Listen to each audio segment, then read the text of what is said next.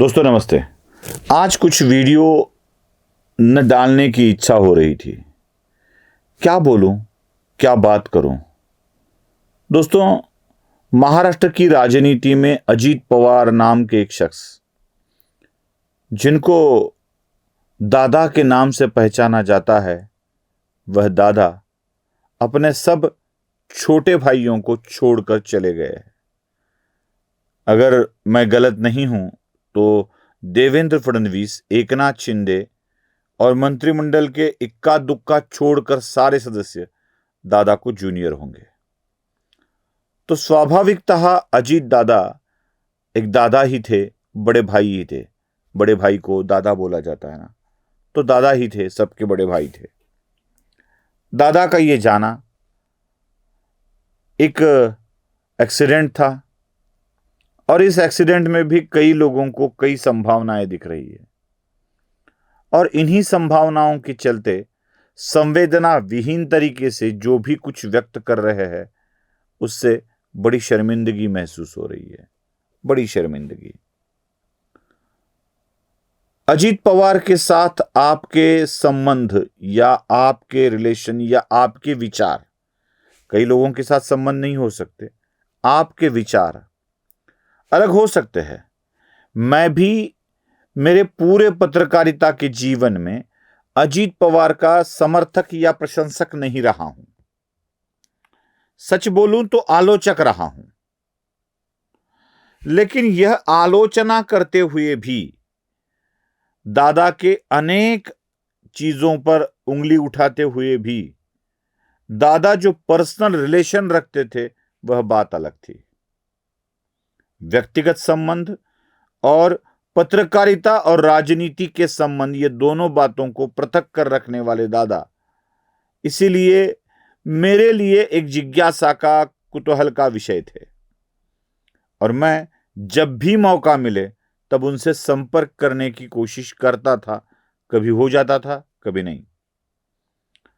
सच बोलूं तो महाराष्ट्र के मुख्यमंत्री देवेंद्र फडणवीस के मंत्रालय के 6ठे मंजिल पर उनके ही ऑफिस में दादा की मुलाकात हुई थी, दादा के एक्सीडेंट के बिल्कुल 15-16 घंटे पहले।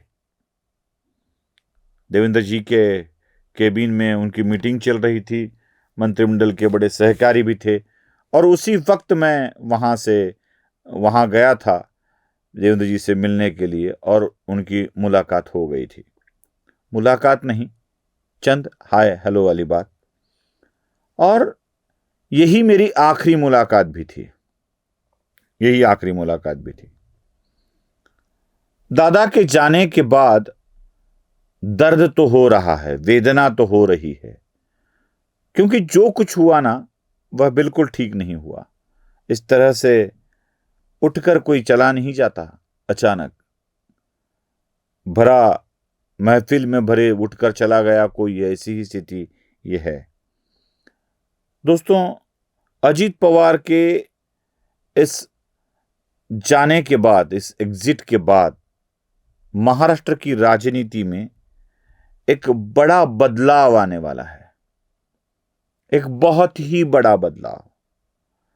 जिस बदलाव में अब क्या होगा, कौन कौन सी संभावनाएं दिख रही है, इसके ऊपर भी बड़ी लंबी बहस करनी पड़ेगी, बड़ी लंबी चर्चा करनी पड़ेगी। अब महाराष्ट्र के मंत्रिमंडल में 2 मुख्यमंत्री उप मुख्यमंत्री रहेंगे या नहीं, यह भी विषय है। क्या राजनीतिक दलों की स्थिति अब जिस प्रकार से है उस प्रकार से रहेगी या नहीं, इस पर भी बड़ी चर्चा हो सकती है। क्योंकि सारे ग्रहों को अपने साथ जोड़ने वाला कोई मुख्य ग्रह हो, सूरज हो, और सूरज के चारों ओर से अनेक नक्षत्र घूमते रहते हैं, ग्रह नक्षत्र घूमते रहते हैं। वह सूरज की अपनी एक ऊर्जा होती है। उस तरह से दादा के इर्द गिर्द घूमने वाले नेता, राजनीतिज्ञ, अब क्या उनके निकल जाने से, उनके एग्जिट से तितर बितर कहीं होकर कहीं अंतरिक्ष में खो न जाए? कहीं किसी और न चले जाए, यह भी देख लेना आवश्यक है। फिलहाल तो इस बात की चर्चा करना योग्य नहीं होगा, क्योंकि अभी उनके पार्थिव का भी अंत्य संस्कार करना बाकी है। जब तक आप देख रहे हैं वह भी अभी बाकी है, इसलिए ये सारी चर्चाएं बाद में भी हो सकती है। लेकिन मीडिया और सोशल मीडिया को ये कौन समझाए? मरने के बाद बैर खत्म हो जाता है, उसी तरह से दादा के साथ जो कुछ भी हमारे मतभेद थे, बैर नहीं था, वह भी खत्म हो गए हैं, वह भी खत्म हो गए हैं। दादा के लिए दादा से जुड़ी हर खबर राजनीतिक दृष्टि से क्यों देखा जाता है? टाइम्स ग्रुप का एक अखबार अपने डिजिटल प्लेटफॉर्म पर उनकी प्रॉपर्टी, चलाचल संपत्ति की बात करता है। यह कौन सा न्याय है?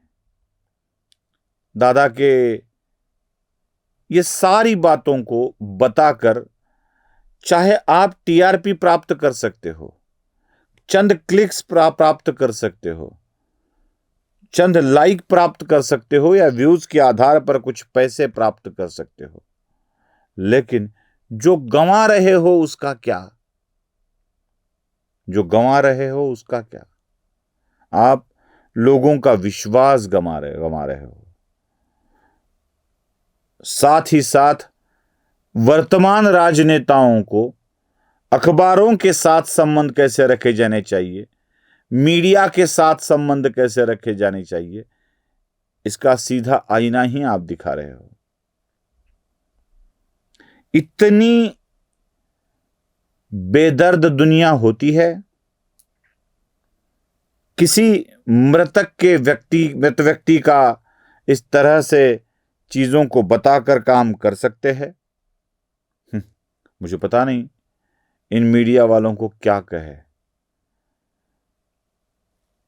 गीधड़ होते हैं, गीधड़, वो गीधड़ों की तरह ये काम कर रहे हैं, जो मरे हुए आदमी का भी नोच नोच कर खाने की कोशिश करते हैं। ऐसी गिद्ध वाली मीडिया और सोशल मीडिया को देखकर सच बोलूं तो ये सब छोड़ने को दिल कर रहा है। स्मशान में जाने के बाद स्मशान वैराग्य आ जाता है, उसी तरह की ये बात है। स्मशान वैराग्य ही आ रहा है। चाहे आज का दिन हो, कल का दिन हो, लेकिन ये नकारात्मक ऊर्जा तो मन में रहेगी। छोड़ दो इन बातों को अलग रख के हम बस इतना कर सकते हैं, अजीत पवार को एक विनम्र श्रद्धांजलि अर्पण कर सकते हैं। दादा, आप याद तो बहुत आओगे।